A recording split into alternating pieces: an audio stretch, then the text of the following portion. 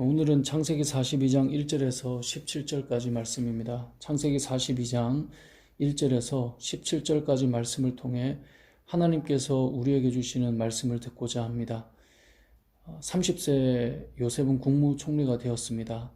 그리고 7년의 풍년이 지났고요. 이제 흉년이 시작되었습니다. 풍년의 시간 동안 하나님 주신 지혜로 흉년을 잘 대비했습니다. 하지만 애굽 주변의 다른 나라들은 이 극심한 흉년이 시작되자 이겨내기 힘든 상황이 찾아오게 됩니다. 그리고 이 흉년은 야곱이 거하던 가나안 땅도 예외는 아니었습니다. 흉년으로 인해 야곱은 아들들에게 애굽에 곡식이 있다고 하니까 그리로 가서 양식을 사오라고 말합니다. 그렇게 야곱의 아들들은 애굽으로 가게 되죠.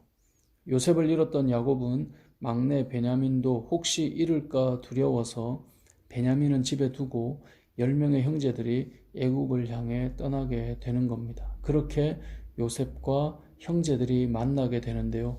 여러분 6절 말씀을 읽어보겠습니다. 때에 요셉이 나라의 총리로서 그 땅 모든 백성에게 곡식을 팔더니 요셉의 형들이 와서 그 앞에서 땅에 엎드려 절하매. 자, 어떤 상황입니까? 요셉의 형들이 와서 그 애굽의 총리 앞에 엎드려 절하는 상황입니다. 요셉은 형들을 알아봤지만 형들은 요셉을 알아보지 못하며 엎드려 절하고 있습니다. 우리가 이미 본 것처럼 창세기 37장 7절에서 그리고 9절에서 형제들이 요셉에게 절하는 꿈, 부모님과 형제들이 요셉에게 절하는 꿈, 그래서 형들에게 미움을 받고 그 꿈이 어떻게 되는지 보자며 구덩이에 빠지게 만들었던 그 꿈, 구덩이에서 살려달라고 애원하게 만들던 그 꿈이 지금 실제 눈앞에 펼쳐지게 되는 것입니다. 그래서 엎드려 절하는 형들을 볼 때 요셉은 꿈을 생각하게 됩니다. 9절 말씀을 보면 이렇게 말씀합니다. 요셉이 그들에게 대하여 꾼 꿈을 생각하고 그 꿈이 이제 생각이 나는 겁니다. 아, 이것이었구나.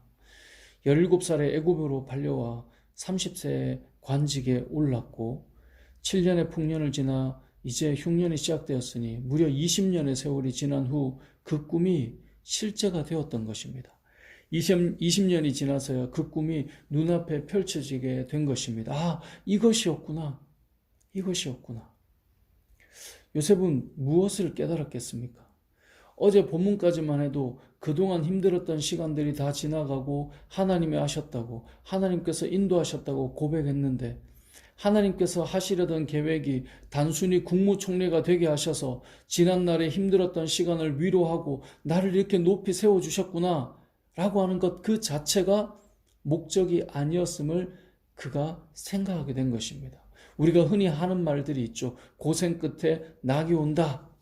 그 말처럼 드디어 총리가 되어 8년의 시간을 하나님 앞에 감사하며 하나님이 이렇게 하셨구나 라고 보내며 살아왔는데 하나님께서는 국무총리로 높은 자리로 이제 좀 편하게 지내라 라고 하는 것이 목적이 아니었음을 보여주는 것입니다. 국무총리가 되었던 것, 왕 다음에 이 나라의 2인자가 되었던 것, 그것 역시도 그 자체가 목적이 아니라 하나님께서 꾸게 하셨던 꿈이 실제로 이루어지기 위한 하나의 도구였다라는 것을 생각하게 된 것입니다. 어쩌면 8년이라는 시간 동안 감사하며 보냈지만 그 꿈은 잊은 채 살았을 수 있습니다. 하지만 오늘 이 본문의 상황 속에 요셉은 그 꿈을 생각하기 시작했습니다.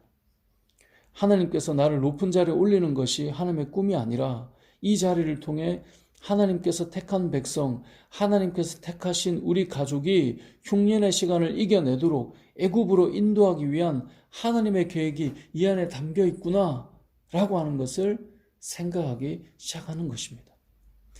우리는 세상적인 가치로 꿈을 꾸고 판단하는 경우가 많습니다. 드디어 내가 이 대학에 합격했다. 드디어 내가 이 직장에 취업했다.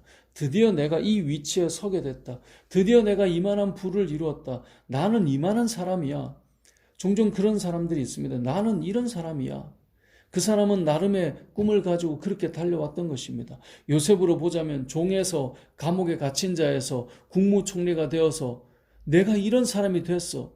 이런 내가 어린 시절이 있었지만 이렇게 되었지. 결혼도 하고 가정도 이루고 왕 다음으로 높은 자가 없는 최고의 자리에 서게 되는 내 꿈은 이렇게 이루어졌지. 뭐 이런 식으로 우리의 꿈을 생각한다는 거죠. 하지만 그건 진짜 하나님께서 원하시는 꿈을 위한 자리에 불과한 것이지 그 자체가 꿈은 아니라는 거죠. 국무총리가 꿈이 아니라 그곳에서 하나님의 백성을 위한 구원 역사가 이제 펼쳐지게 될 것을 그의 눈앞에서 목도하게 됩니다. 아, 내가 꿨던 하나님께서 보이셨던 그 꿈이 이제 시작되는구나. 이제 시작되는구나. 요셉이 그들에게 대하여 꾼 꿈을 생각하기 시작하는 것입니다. 여러분의 위치나 소유나 재능, 드디어 내가 이만큼 되었다라고 하는 것이 꿈의 목적지가 아니라 그것은 정말 하나님께서 원하시는 생명을 살리고 복음이 선포되며 여러분이 속한 가정과 교회와 이웃과 일터와 여러분이 밟는 땅과 온 열방을 향한 하나님의 구원 역사에 동참시키시기 위한 하나의 도구라는 사실을 여러분 기억하시기 바랍니다. 국무총리까지가 아니라 이제 하나님이 보여주신 꿈이 진짜 시작되고 있습니다. 요셉을 통해 형들이 엎드렸다는 것을 출발로 그 백성을 흉년과 기근에서 풍요와 생명으로 인도해 가시는 은혜가 펼쳐지기 시작될 것입니다. 오늘 말씀을 묵상하는 여러분의 삶에도 동일한 은혜가 펼쳐지시길 축복합니다. 내가 이런 사람이야.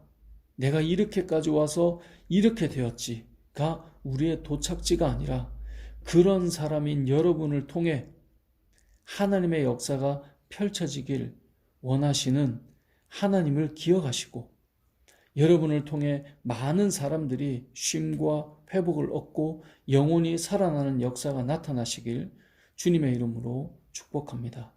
아멘.